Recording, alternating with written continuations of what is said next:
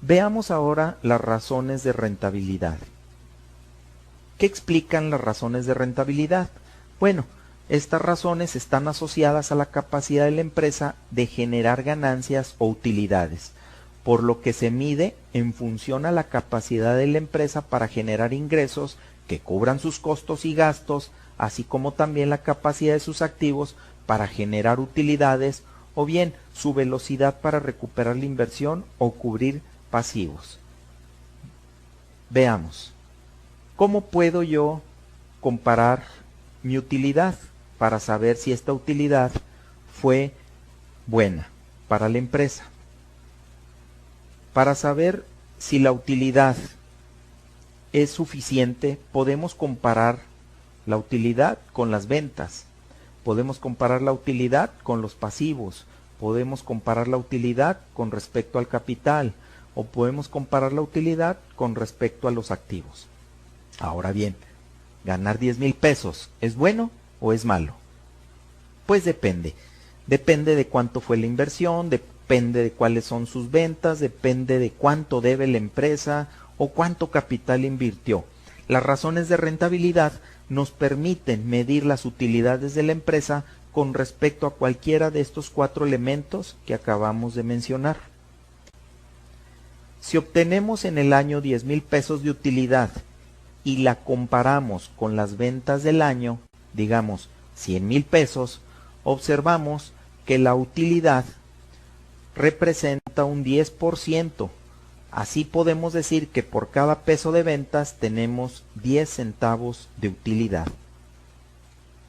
Ahora, si comparamos la utilidad con respecto a los activos que se tienen invertidos, significa ahora que la tasa de rendimiento obtenida por la inversión es del 10%, y esta tasa es comparable con la tasa que da el banco.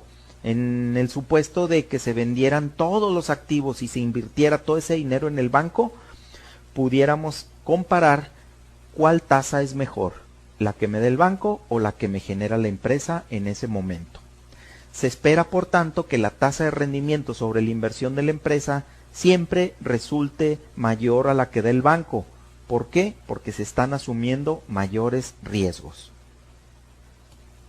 Si en lugar de dividir la utilidad entre los activos, dividimos los activos entre la utilidad, obtenemos los años que se tarda la empresa en recuperar su inversión. A esta razón se le denomina periodo de recuperación de la inversión. Ahora bien, si para tener una inversión en activos de 100,000 pesos los propietarios aportaron 50,000 pesos, entonces también podemos comparar la utilidad con el capital. Y en este caso observamos que la rentabilidad sobre el capital es del 20%. Las razones de rendimiento sobre activo y sobre capital son las más utilizadas para medir la utilidad de las empresas. Otra forma de medir el tamaño de las utilidades es comparándola con los pasivos totales. Si dividimos los pasivos totales entre la utilidad, obtenemos los años que nos tardaríamos en pagar esos pasivos, suponiendo que el nivel de utilidades se mantiene constante. A mayor cantidad de pasivo o menor cantidad de utilidades, más años nos vamos a tardar en pagar la deuda. Claro, no nos va a interesar liquidar los pasivos en un 100%. Simplemente estamos considerando esta división como una simple medida de comparación a través del tiempo.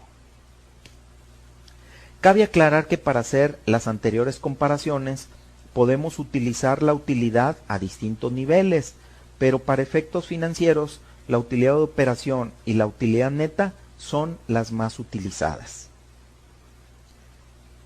Veamos en esta tabla de razones. El margen de utilidad de operación, también denominado EBIT por sus siglas en inglés, nos permite ver la proporción de utilidad obtenida después de cubrir los costos de materia prima y gastos de operación.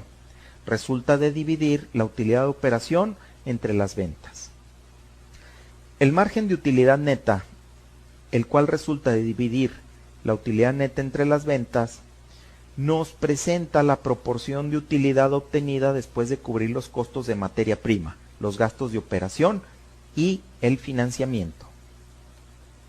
El rendimiento sobre los activos totales o rendimiento sobre la inversión, y por sus siglas en inglés de Return on Investment, esta razón nos va a permitir conocer la tasa de rendimiento obtenida por los activos invertidos y resulta de dividir la utilidad neta entre los activos. El rendimiento sobre el capital, el cual por sus siglas en inglés se identifica como el Return on Equity, es el resultado de dividir la utilidad neta entre el capital. Nos muestra la tasa de rendimiento obtenida con la parte aportada por los propietarios.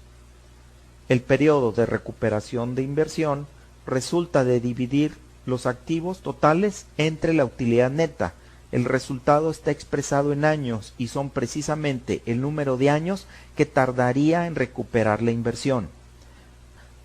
La cobertura de deuda resulta de dividir los pasivos totales entre la utilidad de operación o la utilidad neta. Su resultado nos significa el número de años que tardaríamos en liquidar todos nuestros pasivos, suponiendo que la utilidad permanece constante.